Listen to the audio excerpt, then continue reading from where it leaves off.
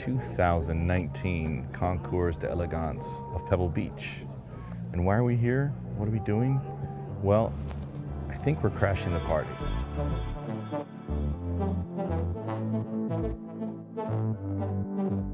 So why are we here? Mostly the love of design. Getting to see these cars together all in one place is just not common, right?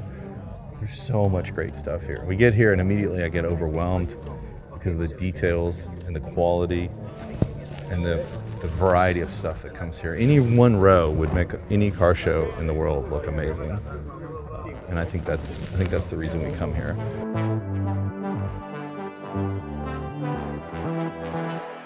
Gosh, just getting to hear all the stuff run through here a while ago.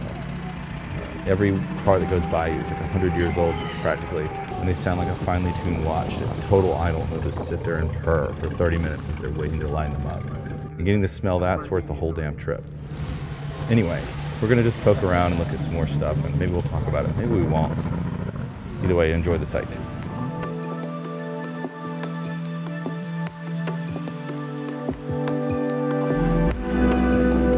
What speaks to me, honestly, are the tolerances and details in every car, and the ones that I see the best tolerances and details in are the French cars, the Delahaye's, and the pre-war cars, are just beyond compare. And that contrasted with things like the turbine-powered race car. It's got a turbine engine in it, and it's this big, rough thing with loose tolerances all over the place, but an incredible piece of technology that didn't work out. Failed car that was still a piece of artwork. To me, that's where the fun is, the total contrast. I'm the guy that goes to the buffet and wants to try the two opposite things that are there.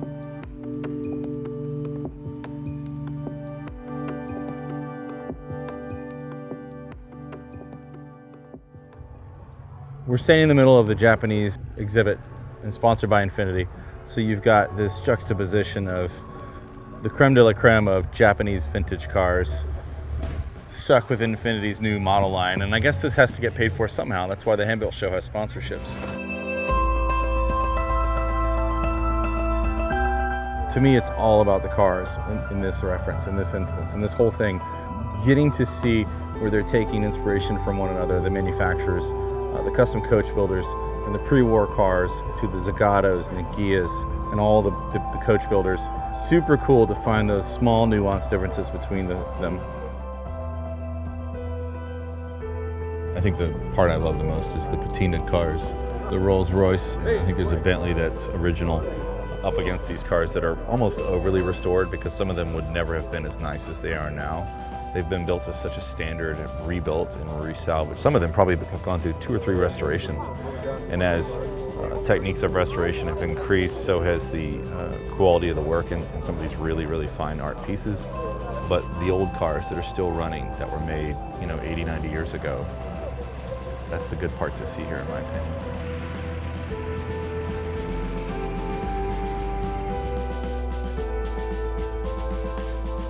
This is a car event, and we're one of the few motorcycles of this entire thing. The overwhelming reaction to the Birdcage was really, really positive. Jonathan Ward told me it was a spaceship, a fucking spaceship, in fact, in the middle of a field of normal cars. And I think that's high praise, and I think I'll take it.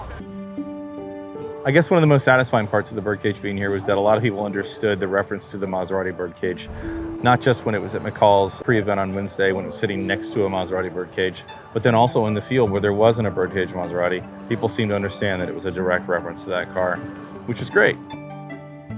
My motivation with coming to a car event with a motorcycle is certainly egged on by the fact that motorcycles are underrepresented here. I think that bringing motorcycles as transportation that can be equally as impressive and beautiful into a car event is an important thing to do.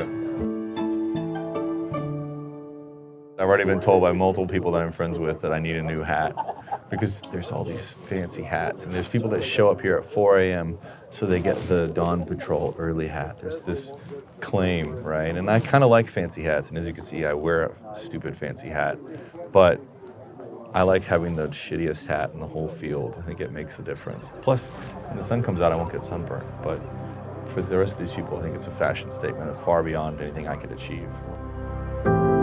My favorite moment of of this entire car week so far was getting into the quail the night before as they're loading the cars in, seeing the cars before anybody else gets a chance to, and being surrounded by all this glorious metal that isn't just valuable, it's beautiful works of art. It's by far the best part so far. Right now, if you go out there, it's about noon and you can't see the cars. There's so many people.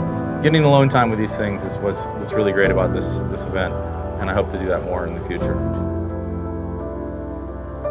I'm not sure what I'm going to take away from this as a designer or as an enthusiast or as a motorcycle nerd, but I got something from it I'm sure that will come out later in something else that we do.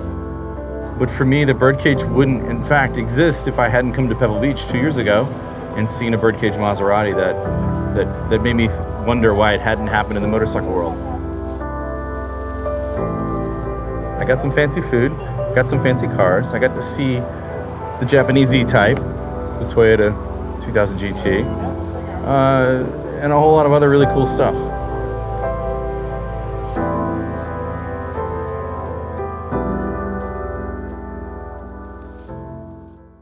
Now's the time of video where most people ask for money or donations or whatever. I'm not going to ask you for that.